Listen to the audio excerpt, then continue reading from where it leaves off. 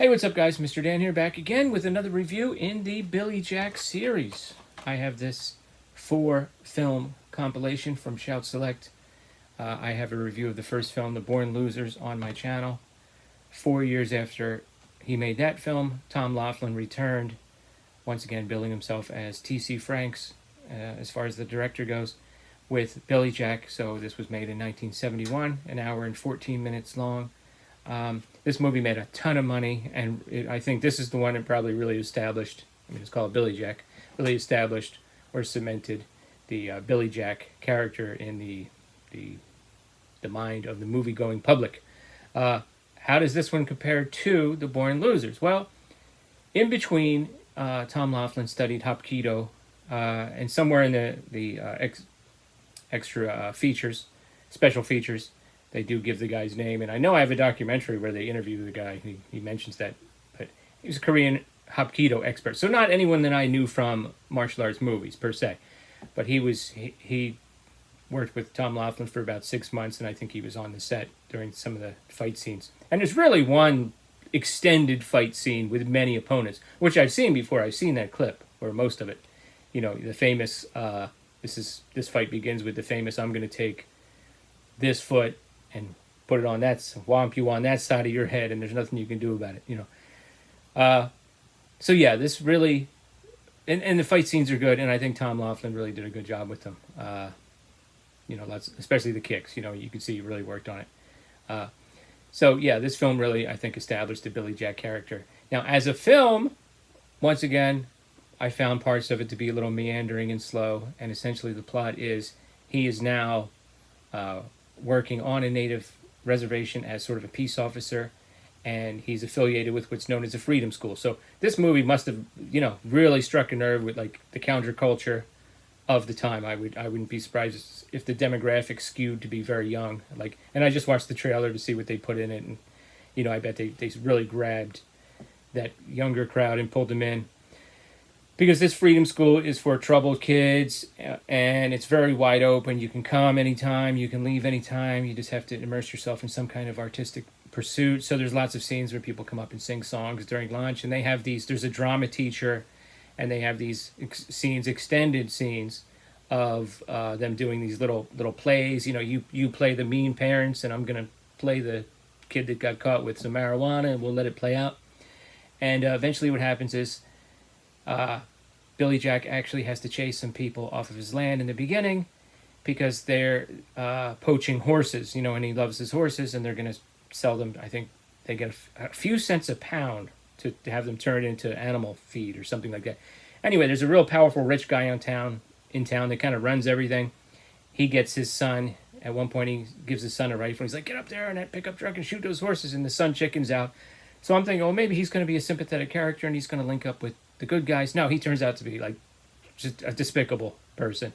As far as the abuse towards women, he's on par with the worst of the motorcycle gang guys from the first movie, and you do get some more of that kind of sexual assault in this film. So anyway, you have a sheriff and the deputy sheriff. The sheriff is kind of a reasonable guy, you know, he doesn't hate, and there's a high Native American enrollment in the freedom school, so when they come to town there's some bigotry and some friction. He doesn't, you know, seem to hate them just to hate them. The deputy sheriff, or I think he's actually the sheriff. Anyway, we'll just call him Kenneth Tobey because he's played by Kenneth Tobey, veteran of many sci-fi films from the 50s and on. The Thing from Another World. I can't think of one of the other famous ones now. At any rate, he was in a lot of science fiction films and a lot of Joe Dante movies. And he played a lot of police officers on film and TV. I just saw him on the big screen a while back in Dirty Mary, Crazy Larry. And he plays the cop. His daughter runs away. He's not a good father. She runs away, gets pregnant, comes back. He smacks her around. She basically hides out in the freedom school, and they protect her there. So there's that friction. Eventually, after there's a confrontation with Billy Jack, where he has to use his Hapkido, there's a big meeting, and the town council's trying to figure out a way to keep the freedom school people from coming into town. And, you know, some of the people in the freedom school, they're pretty smart. They know the Constitution. They're not going to be pushed over like that. So there's a lot of back and forth. And then they invite some of the townspeople to watch one of these performance pieces, and some of them really kind of get into it. Some of the town council members are pretty into it. Some of them are kind of open-minded, and the sheriff is kind of into it. And then they bring it into the town, and it's like, you play the cop, and I'll play the young guy getting pulled over, and then they switch roles, and made me nervous because he was using his real gun, and they were like, well, take the bullets out first. I was like, what's going to happen here? But anyway, those scenes go on a while, okay? And it's almost like a conversational kind of a, like you're just watching, like, so they go on a little while. And eventually the young guy, the son of the rich and powerful guy, tries to get back at some of the kids from the Freedom School. He fixates on one young native guy who's developing maybe a relationship with the runaway sheriff's daughter. And there's some tragedy that happens, and then it there's some more ass kicking and action, and at the end, and this is in the trailer, there's kind of a hostage situation, kind of similar to almost like Cool Hand Luke, but we know that there are more movies starring Billy Jack, so that kind of tells you something.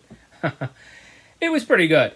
It did meander a little bit. I kind of like the character more than the movie so far. You know what I mean? Like, but yeah, definitely pretty good. I thought it was like kind of a better film than The Born Losers, a little tighter, but still had, it was a product of its time, I guess you would say. Good action scenes. Now, interestingly enough, I'm watching this, and the one drama teacher, long-haired guy, with a mustache and everything. I'm like, that guy looks like Howard Hessman. It was Howard Hessman, but he goes by like Don Study in this. I'm like, I didn't know he had to started out with a different name, but it's kind of, he's got some substantial, a substantial part in this, and he's pretty good. So he's good at that kind of a role. Always great to see Kenneth Tobey in anything, even if he's a real jerk off. So yeah, it was pretty good. I'm curious to see where it goes next. What are your thoughts? Have you seen Billy Jack? Let me know in the comments below. And by the way, this series is going to have 5 parts. There are 4 movies. There was supposed to be a 5th one, but that fell through in the 80s, and it's a real shame that happened. I know the Mad Bloods talked about that when they did their Badass Characters video about Billy Jack. But the final video, just like with the AIP horror movies, is going to be a wrap-up and a ranking of the movies. So, there you go. Come back again soon for another Billy Jack review and more physical media reviews, Martial Arts Monday reviews, Hong Kong action reviews, horror reviews. I got some more scary Halloween Hot Wheels content coming up. Thanks a lot. See you later.